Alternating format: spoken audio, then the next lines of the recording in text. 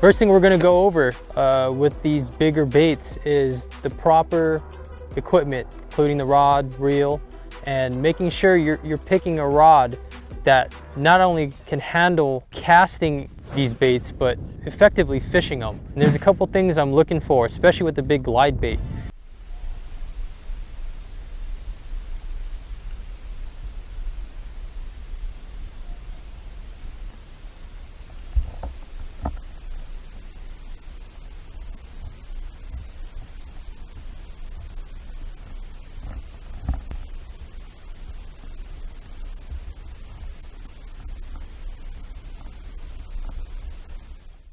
In my business, you know, I need to cover water quickly. Major league fishing, you guys have all seen how quick that happens. Same thing in the bass elites. You've got to find a pattern and a pattern quickly, and there's no better bait for me to do that than the S-Crank. You know, right here I've got a 1.2 MB Phantom, one of my all-time favorite colors in this really clear water like this. You can see through it. It really represents the bait fish that these fish up north eat well. But this bait right here, you know, I can bring it through grass, I can bring it around logs and rocks. It has a really good deflection ability to trigger those bites, and I can cover a lot of water in a short amount of time. You know, generally with square bills, you know, they're built to deflect. That's what people want them to do, but they have to make contact with a rock, with a log, to actually make them deflect. That's what separates the MegaBass, you know, STW square bill, that it has that built-in deflection into it, you know, the hunt for center. You know, whether you're a musky fisherman, a saltwater fisherman, a big bait fisherman for bass, the casting mechanics are all the same. When I'm targeting open water or big flats or a big submerged hump where casting distance is crucial, I utilize a kind of a pendulum style cast I've adopted from growing up in the saltwater scene in Southern California. It's really utilizing the rod and a pendulum motion to really send that bait as far out there as I can. And it's really important when I make that pendulum cast to follow through so that momentum carries into the bait and the cast itself. You want to end with the rod parallel with the surface of the water. You're going to get the longest distance possible from that style of cast.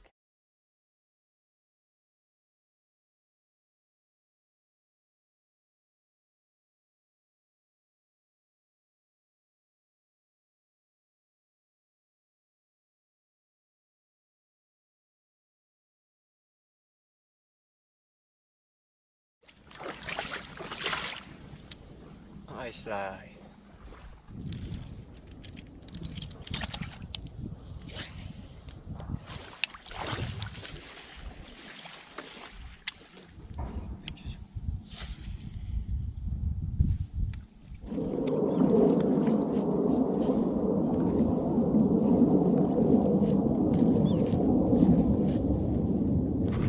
Okay, what the?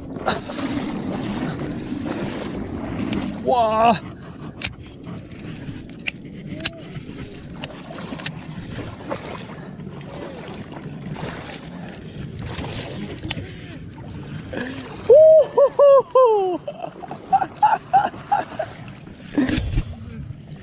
아이슬라이드.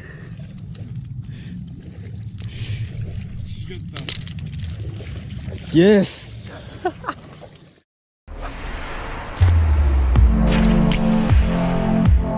So you're gonna go early springtime jerkbait fishing. You've got a lot of choices right here. I'm gonna break down for you which ones you wanna choose, where, when, and why. So the MegaBass Vision 110, you know, it's the granddaddy of all jerkbaits, the most popular, arguably, and for good reason. There's so many different instances and situations that this bait is so successful, from the action, from the finish, from the depth that it achieves, from the castability. It's a great bait. If you had to choose one, it's going to be the bait that you're going to want to choose because it works from all aspects. But you know, in that pre-spawn, spawn, late winter, it really starts to shine.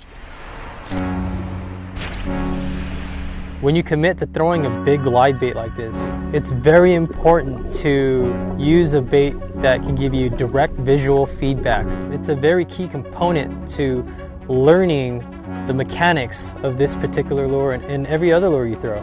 Clear water is ideal because you can see this bait a long way. and you can make that visual connection to your physical mechanics and exactly how you're working your rod, reel, and the line, and how it translates directly to the other end of your line here. You want to be able to do that continuously and create muscle memory so that you can fish this bait when it's not in sight the exact same way. Because there are times when you're going to be fishing dirty water, low light conditions, and you're fishing structure offshore, where you have to mentally paint a picture. And a big part of that picture is what that bait is doing on that portion of the cover or structure you're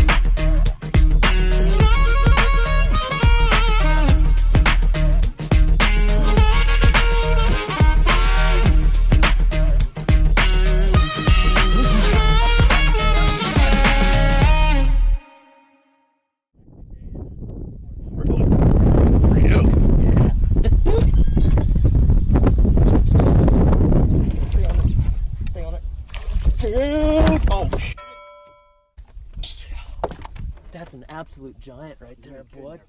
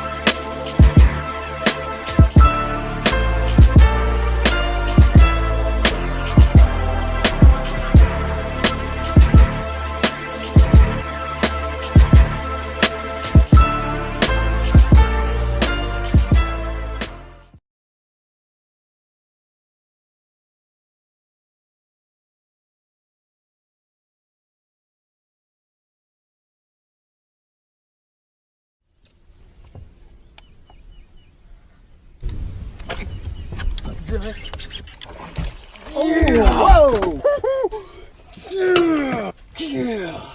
I knew this was my big fish area. Yes!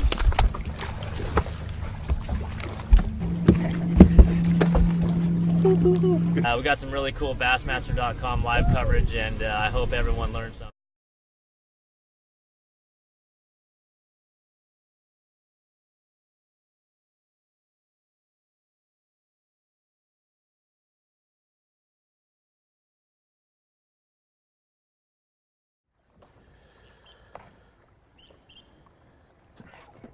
There's one.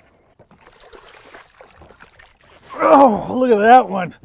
That's a clear lake killer right there. I'm ready to get another one. I don't know about you.